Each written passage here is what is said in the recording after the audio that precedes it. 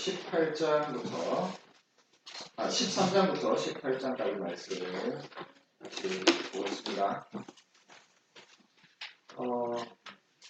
보시 말씀으로 들어가기 전에 지도를 먼저 보시면요.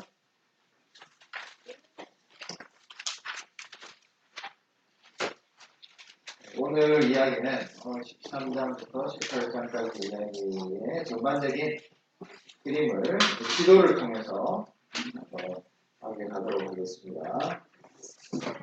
여러분들이 좀 어려우시지만 다 낯선 지명들이죠. 근데 성경에 나와 있는 지명들이기 때문에 하나하나씩 계속 보고 접하시다 보면은 조금 익숙해지실 것 같아서 보겠습니다. 지도의 제일 오른쪽에 보시면 제일 오른쪽 지도 연두색이 있습니다. 수리아라고 하는 연두색이 있죠.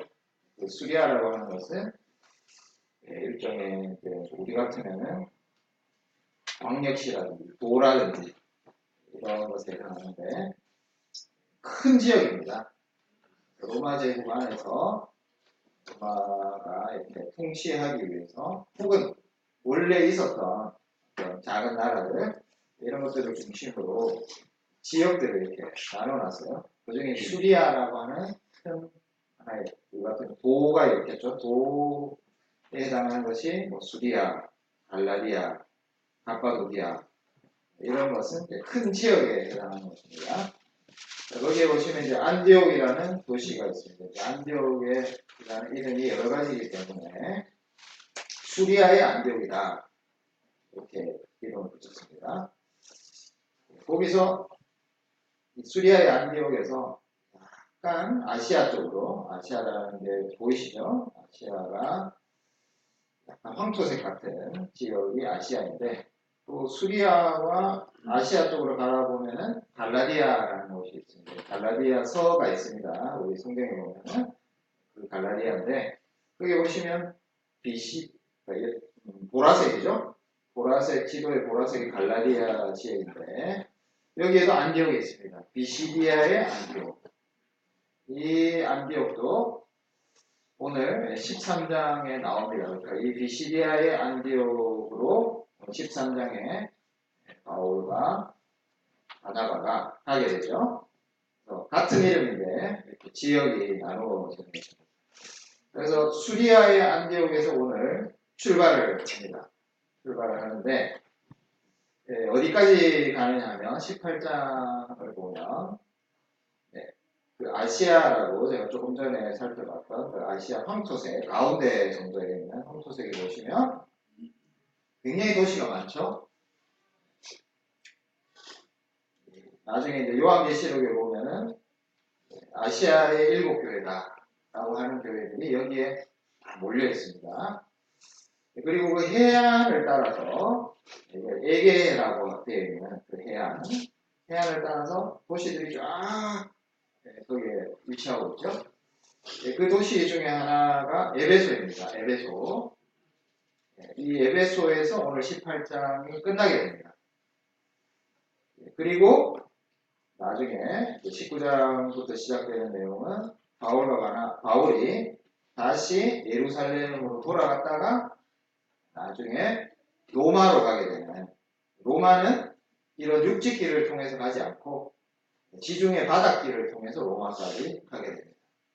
이게 이제 3차 전도 여행인데 오늘 13장부터 18장은 수리아의 안디옥에서 출발해서 이렇게 가다가 에베소에서 끝이 납니다. 그래서 이 13장에서 18장에 나오는 이야기가 굉장히 넓은 지역을 다녔다라는 것을 알 수 있습니다. 사도행전에도 굉장히 많은 이야기들이 나오는 것 같지만 지역적으로 보면 13장에서 18장에 어떻게 보면은 바울이 다녔던 거의 대부분의 지역이 13장부터 18장에 나오고 있다 이렇게 생각하시면 될 것 같고요. 두 번째 이제 중요한 내용은 이 아시아라는 지역과 아시아를 아까 보셨죠? 아시아 지역이라는 거. 거기서 에게해를 건너면은 거기에 뭐가 나오냐면 아가야라고 하는 지역이 나옵니다. 거기 에게해를 건너자마자 보시면 아덴이라고 되어 있어요. 이게 아테네입니다. 아테네. 자, 그래서 우리가 지금 아시아와 유럽 이렇게 이야기할 때 아시아와 유럽을 나누는 기준이 어디냐 하면 바로 이 에게해예요. 그래서 이 아시아라는 지역과 그 건너에 있는 지역, 이 두 개의 지역이 사실은 지금으로 봤을 때는 아시아와 유럽을 분리하는, 구분하는 굉장히 중요한 지역입니다. 그래서 아시아에 왜 이런 도시들이 많이 있느냐? 굉장히 많이 도시들이 촘촘하게 되어 있죠. 거기는 옛날부터 아주 발전한 도시들이에요. 왜 옛날부터 발전했느냐? 지금 이제 로마 시대인데, 로마 시대 이전에 그 그리스가 어떻게 보면 이 지중해의 문명을 잘 통제하고 있을 때, 우리가 잘 아는 아테네라든지 이런 뭐 도시 국가들인데, 뭐 그리스 신화 이런 것들을 통해서 보시면 알지만, 이 도시 국가들이 이 그리스 땅을 떠나서 그 에게에 보시면 섬들이 많이 있습니다. 마치 이게 다리처럼 이어진 것처럼 섬들이 촘촘하게 있어요. 그래서 이 아테네 지역에서 아시아 지역으로 일찍부터 진출을 해가지고 그리스 사람들이 여기에 많은 도시들을 건설을 한 겁니다. 그래서 이 에게해를 사이에 두고 아테네와 아시아 지역이 이렇게 나누어져 있지만 왜 아시아 지역의 이 해변에 중요한 도시들이 이렇게 많으냐? 아주 일찍부터 그리스 사람들이 이쪽 아시아로 건너. 그리스 땅은 척박해요. 돌밖에 없습니다. 지금도 여러분들이 뭐 그리스 여행을 가신다든지 TV에 이렇게 그리스 아테네 지역을 보시면은 돌로 짓거든요. 건물을. 그러니까 척박한 땅입니다. 이쪽은. 그래서 아테네와 마케도냐 이런 지역은 농사가 잘 이루어지지 않는 아주 척박한 땅이기 때문에 이 사람들이 먹을 것을 얻기 위해서 어디로 건너가느냐? 아시아 땅으로 많이 아주 기원전 3세기, 4세기 이때부터 건너가서 여기에 많은 도시들을 건설을 한 겁니다. 그래서 이 아시아 지역은 원래부터 이 아테네 사람들, 그러니까 그리스 사람들의 그 개발 지역고 이쪽은 굉장히 비옥한 땅이에요. 아시아로 건너오면은 이 아테네가 있는 그리스와 마케도니아 땅과 비교할 수 없을 정도로 여기는 비옥한 땅입니다. 그래서 페르시아 아시죠? 페르시아 같은 나라들 우리가 잘 아는 멀리 있는데 오른쪽 밖에 있어요. 그런 나라들이 먼저 나라를 크게 만들면은 어디로 진출하느냐? 이 아시아 땅을 먼저 차지하기 위해서 아시아로 건너옵니다. 그래서 로마도 주로 어디에서 많이 싸웠느냐면 이 아시아를 두고 페르시아와 많이 싸움을 해요. 그래서 이 아시아 땅이라고 하는 것이 많은 도시들이 지금 있는 이유는 여기가 원래부터 굉장히 비옥하고 또 그리스 사람들을 통해서 아주 일찍부터 여기가 무역이라든지 상업이라든지 뭐 기본적으로 농사가 잘 돼서 부가 축적된 곳은 이런 것을 할 수 있는 여유들이 있었기 때문에 그래서 이 아시아 지역이 중요합니다. 자, 바울과 바나바가 오늘 13장에서 18장에서 주로 다닌 지역이 어디냐? 바로 이 아시아와 에게해를 건너 있는 그리스 지역입니다.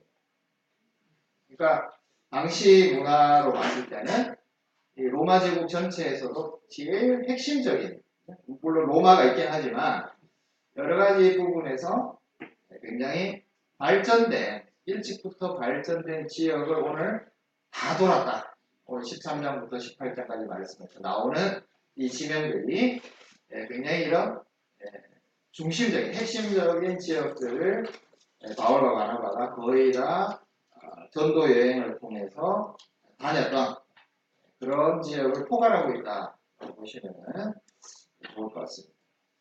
제가 뭐 바뀐 부분이지만 오늘 13장부터 18장이 이 다녔던 모든 지역들이 이런 굉장히 중요한 지역들을 전체적으로 바울과 바나바가 다녔습니다. 중간에 보시면 이 아시아에서 계속 전도를 하려고 했는데 성령께서 어디로 가라고 하냐면 마케도냐로 가라고 해요.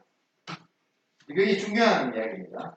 마케도냐로 건너가야 점점 로마 제국을 향해서 가는 방향이 가게 되는 거거든요.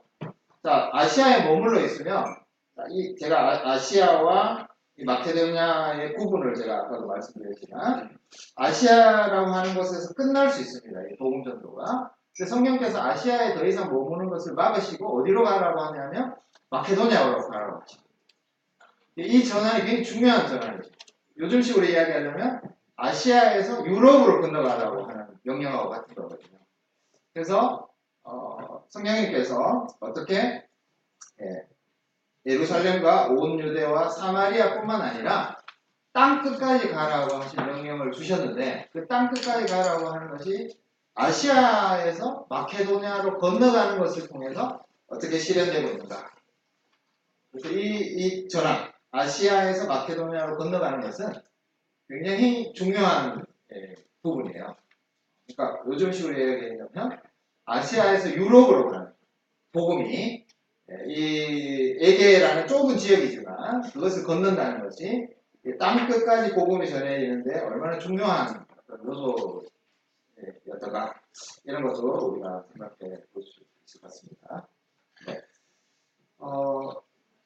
13장 말씀으로 이제 돌아가도록 하겠습니다. 지도는 잠깐 여러분들 두시고 13장에 보시면 제일 먼저 이 수리아의 안디옥에서 두 사람 바나바와 바울을 따로 세웁니다.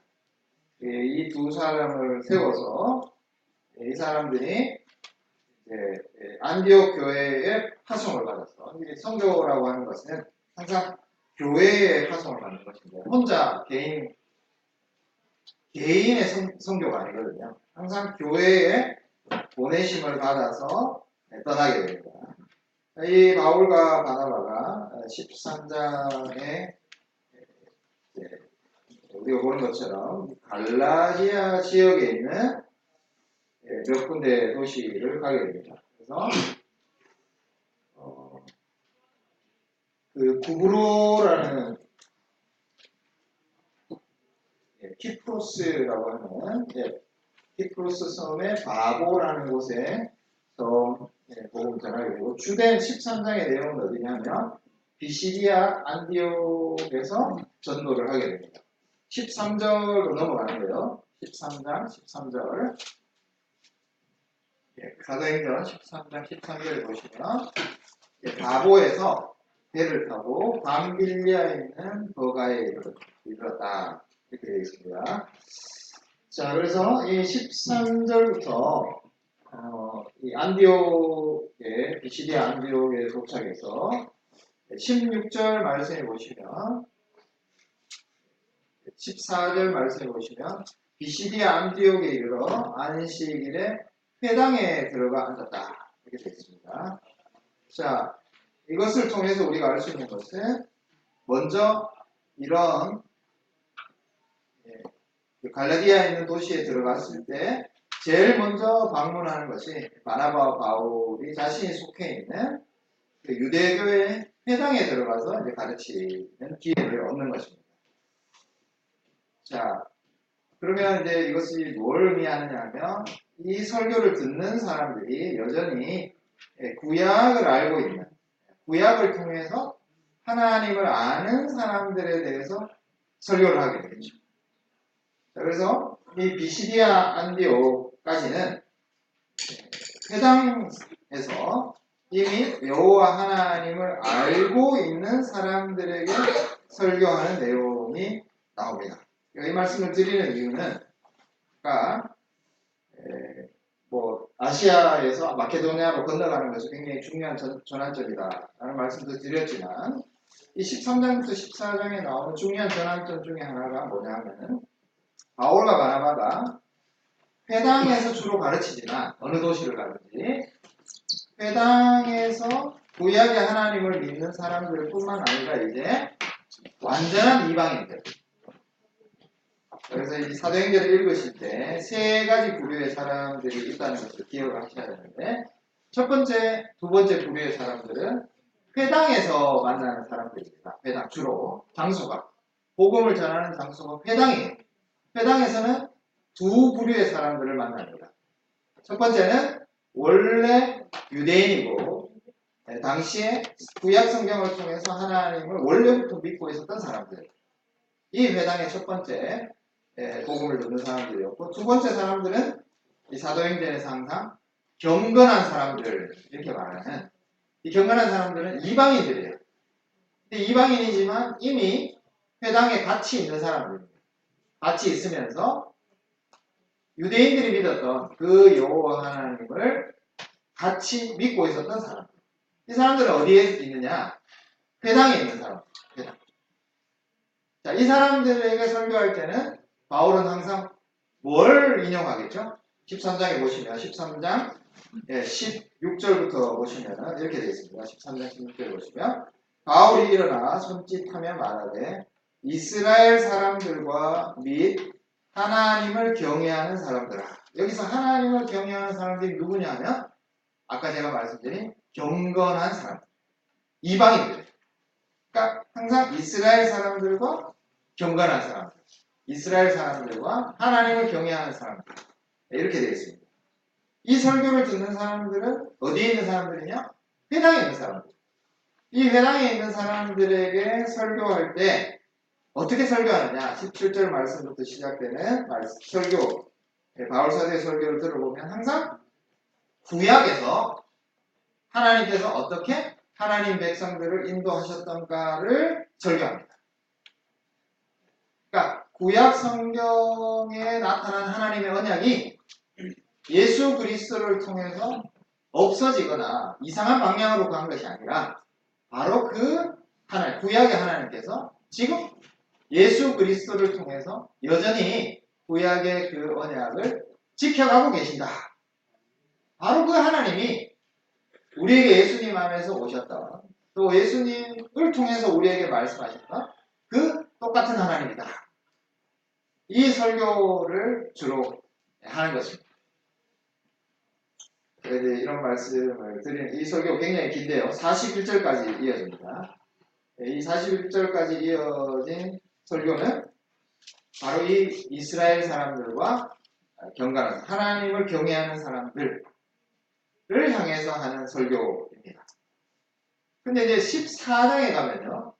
14장에 가서도 자 여전히 14장에서도 보시면 14장 1절에 보시면 제가 좀 죄송합니다. 빨리 건너뛰는 것 같은데 이고니온이라는 곳으로 왔죠. 이고니온이라는 곳으로 여기서 비시디아의 안디옥 살짝 밑에 있는 곳입니다. 이고니온과 루스드라, 더베 이 세 도시가 보이시죠? 여기로 이제 내려간 겁니다. 자, 여기에서 첫 번째로 14장 1절에 보시면 유대인의 회당에 들어가 말했습니다. 그러니까 13장과 똑같은 상황이 되겠죠? 거기 보면 유대와 헬라의 허다한 무리가 있더라. 이때 헬라의 허다한 무리라는 것은 아까 이야기했던 하나님을 경외하는 사람들, 회당에 모여 있었던 사람들을 말합니다. 여기까지는 사도행전에서 계속해서 그래도 여전히 누구에게 말씀이 전해지고 있느냐? 적어도 구약의 여호와 하나님을 알고 있었던 사람, 그 사람들에게 바울과 바나바가 복음을 전했다는 것을 알 수 있어요. 근데 14장 8절에 보시면 루스드라라는 곳에서 바울이 복음을 전하게 됩니다. 이것은 회당이 아닙니다. 자, 여기는 그냥 저작거리에서 복음을 전하게 됩니다. 한마디로 14장 8절부터는 처음으로 회당이 아닌 곳에서 복음이 전해지는 거예요. 그래서 14장 8절이 사도행전 전체로 봤을 때 중간 지점입니다. 그러니까 그러니까 14장 7절까지는 누구에게 복음이 전해졌냐면 적어도 회당에 모여서 유대인으로서 혹은 경건한 사람들로서 구약의 여호와 하나님을 알던 사람들에게 복음을 전해준 거예요. 제가 뭐 이렇게 임의적으로 이렇게 구분하는 거는 좀 그럴 수 있는데 사도행전을 전체적으로 나누자면 14장 7절까지와 14장 8절 이후로 나눌 수 있어요. 왜냐하면 14장 8절에 처음으로 누가 등장하느냐면 순수한 이방인들이죠. 회당에 모여있지 않은 순수한 이방인들에게 복음이 전해진 첫 사건이 14장 8절에 나옵니다. 그러니까 14장 12절에 보시면 반응이 달라요. 반응이. 어떻게 반응하느냐 하면 이 사람을 고쳤습니다. 발을 쓰지 못하는 한 사람을 바울이 고쳤습니다. 이 사건을 앞에서도 사도행전 4장에서도 베드로가 예루살렘 성전 미문에 있는 어떤 환자를 고쳤을 때 일을 생각나게 합니다. 근데 그때는 유대인들이에요. 대상이.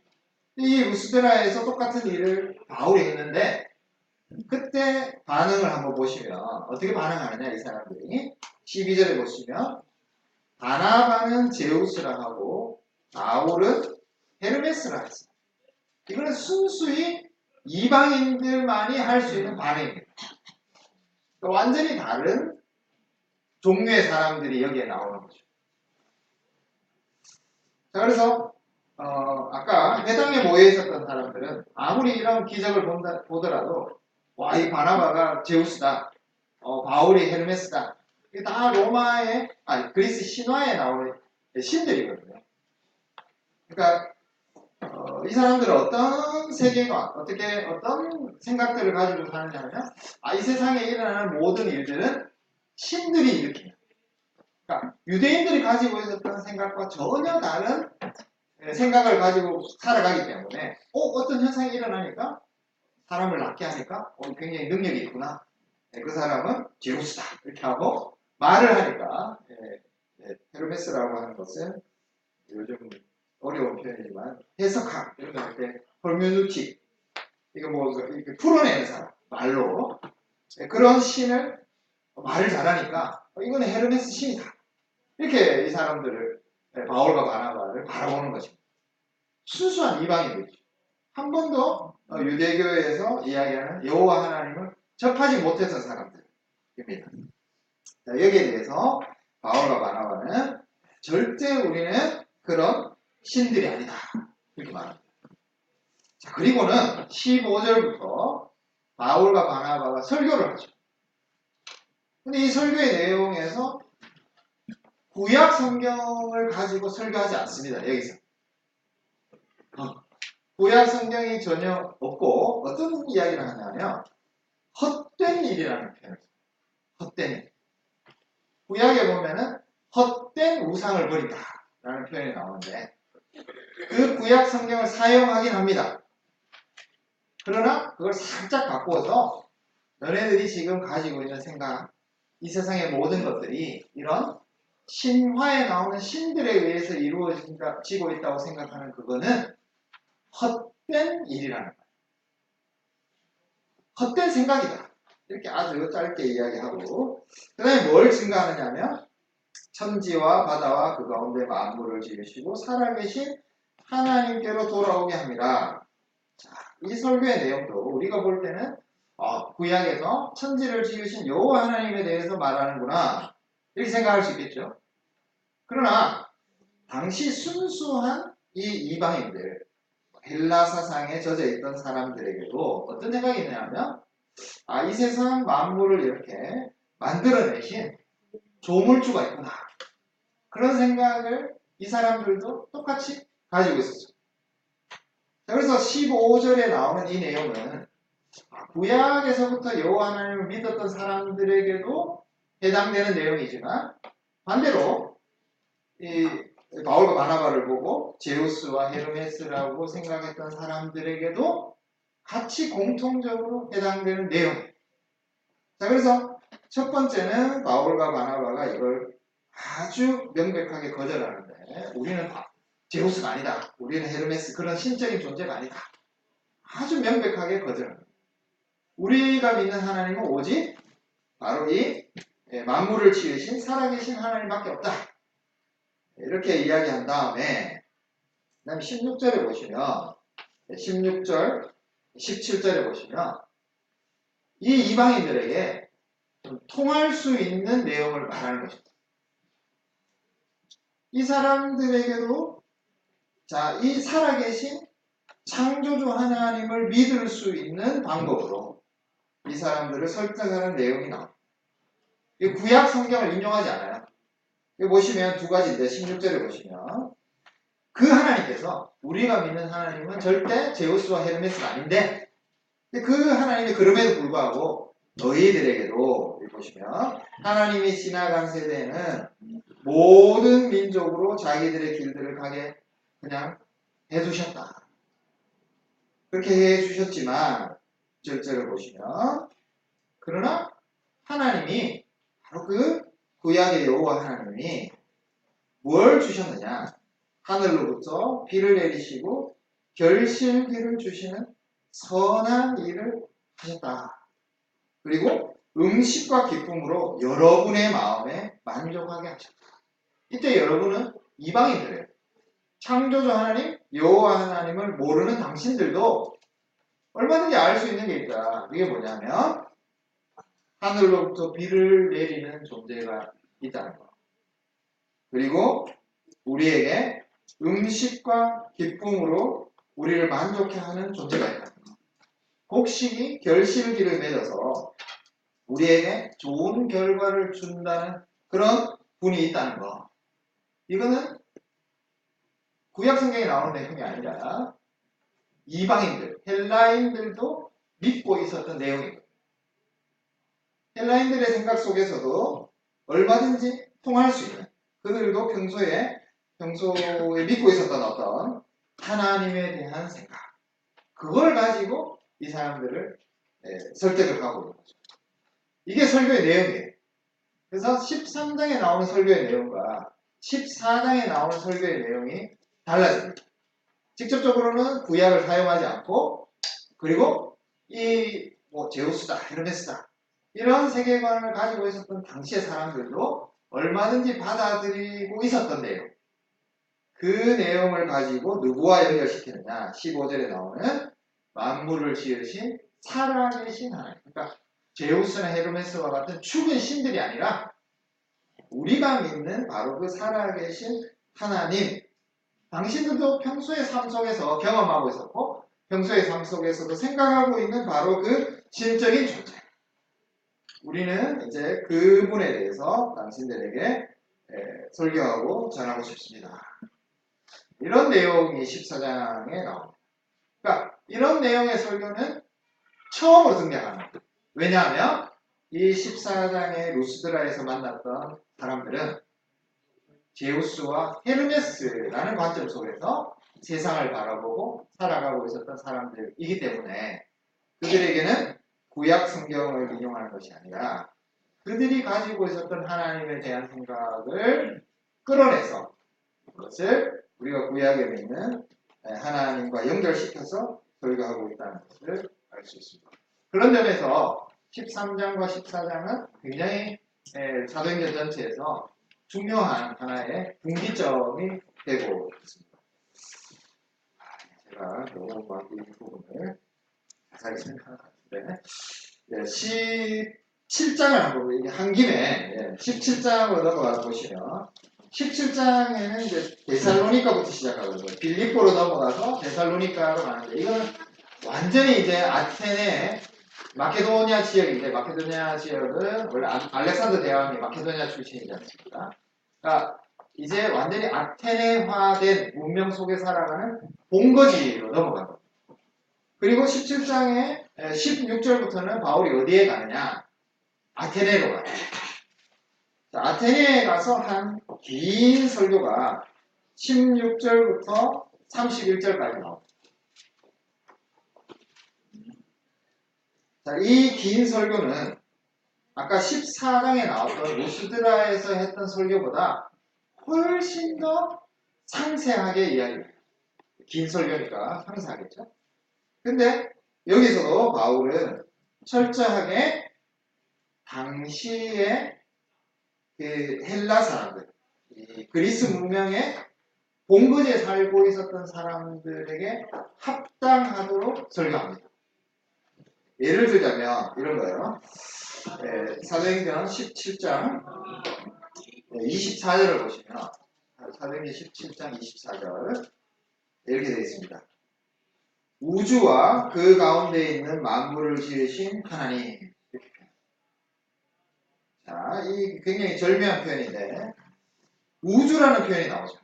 여러분 구약 성경을 읽어보셨을 때 기억해 보시면 구약 성경에 창조주 하나님을 설명할 때 우주를 지으신 하나님 이렇게 하는 구절이 있었나요? 구약 성경에? 그런 구절이 없거든요. 이 우주라고 하는 것은 코스모스인데 우주를 조성한 자 그런 신 이거는 철저하게 헬라적인 생각 이 헬라적인 생각 중에서도 18절 말씀해 보시면 사도행전 17장 18절에 보시면 에피쿠로스와 스토아 철학자들이 있습니다. 특별히 이 사람들이 이 우주를 지은 존재에 대한 생각들을 항상 가지고 있어요. 그들은 표현할 때 항상 뭐라고 표현했냐? 코스모스를 조성한 어떤 존재가 있을 것이다. 그걸 이제 신이라고 믿는건데 자, 바울이 우주를 지으신 하나님 이런 표현을 쓸 때는 누구를 향해서 한 말이냐 하면 바로 이 헬라인들을 향해서 아테네에 모여있는 철저히 헬라화된 사람들을 향해서 쓴 표현입니다. 근데 그 다음에 보시면 바울이 덧붙여요. 뭘 덧붙이냐면 하나님께서는 천지의 주제시다. 이렇게 말해요. 천지. 하늘과 땅이라고 하는 것은 어디에 나오죠? 창세기 1장 1절에 보면 하나님이 세상을 지으셨다. 이렇게 말하지 않고 천지를 지으셨다. 이렇게 말합니다. 천지를 지으셨다고 하는 것은 이제 하늘과 땅이라고 하는 것인데 제가 오늘 어려운 얘기를 많이 하는데 이거는 히브리 성경에 나타나는 생각이에요. 히브리 사람들은 구약 성도들은 세상을 어떻게 보느냐 세상을 하늘과 땅이라고 봅니다. 우주라고 보지 않아요. 하늘은 어떤 곳이냐 하나님만이 계시는 곳. 땅은 어떤 곳이냐 천지를 지을 때 보시면 6일 동안의 창조를 보시면 중간에 3일 창조 때 땅이 생기거든요. 그러니까 땅은 하나님께서 사람이 살 수 있도록 내어주신 공간입니다. 그러니까 구약 성경에는 천지를 지으셨다고 항상 나옵니다. 가끔 출애굽기 같은 데 보면은 바다와 땅과 하늘을 지으십니다. 바다와 땅이라고 하는 것은 합쳐서 땅이에요, 사실. 왜냐하면 하나님께서 땅을 나눠서 한 곳에 물을 두시고 한 곳을 육지로 만드셨습니다. 그래서 전체적으로 보자면 이 우리 사람들은 세상을 어떻게 보느냐 하늘과 땅으로 봅니다. 우주라고 보지 않아요. 자, 바울이 설교하면서 24절에 보면 우주와 그 가운데 있는 만물을 지으셨다. 이거는 누구의 생각이냐면 헬라 사람들의 생각. 그렇게 설교하지만 바울의 마음속에 있는 하나님은 누구시죠?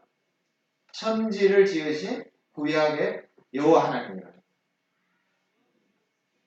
그래서 제가 어떻게 이쪽까지 이렇게 오게 될지 모르겠지만 13장과 14장 이후의 설교를 보시면 회당에서 설교할 때와 이 순수한 헬라인들에게 설교할 때의 그 내용이 완전히 분명하게 나누어진다는 것을 알 수 있습니다.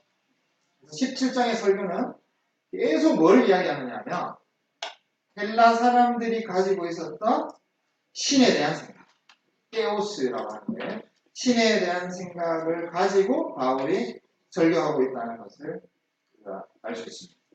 그래서 13장에서부터 18장은 그냥 쭉 흘러가는 것 같지만 그 속에 굉장히 중요한 분기점이 들어있습니다.